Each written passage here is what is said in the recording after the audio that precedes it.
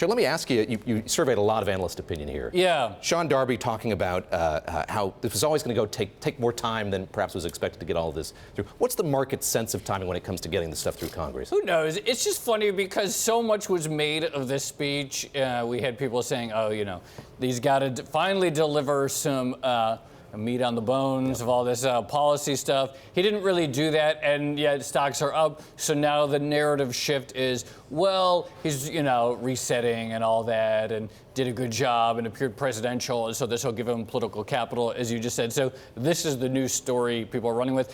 So at some point you would think that something actually has to get passed, that, you know, fiscal stimulus or tax cuts or something. But on the other hand, we went like 8 years under Obama with nothing big getting passed after the first couple months, and stocks really liked that era too. So maybe nothing does need to. Yeah, on that note, you surveyed Rob Carnell, who's the chief international economist at ING, and he talks about the prospect for disappointment here. Yeah. Are we beginning to see that priced in some as well, that, you know, maybe this isn't going to... I don't know. Yeah. I mean, people are only happy. Like, I don't see any evidence of disappointment anywhere in any aspect of the market. Even things that are clear risks on the horizon, stripping aside U.S. policy, like, you know, what's going on in Europe, Sure, that are starting to show up in European markets, not affecting anything here. So people just seem like really into stuff these days. I want to quote here David Lubin, who's the head of emerging market economics at Citigroup. He said, the speech, albeit positively conciliatory, offered very little detail on any potential fiscal plans, especially on the tax side. He continued to say that should leave investors with a bad taste in the mouth when it comes to fiscal prudence. We were talking to Kevin Cirilli earlier about this divide in the Republican Party.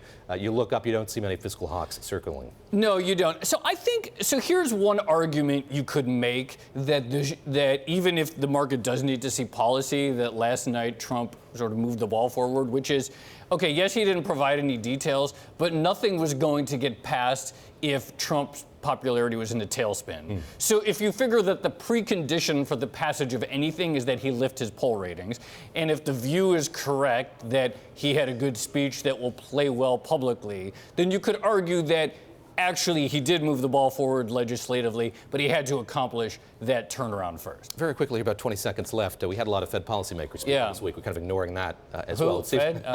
No, it is remarkable. The last 2 days are pretty remarkable repricing of the odds of a rate hike in March. Now people think there's a real possibility of it. No one cared. No one talks about the Fed.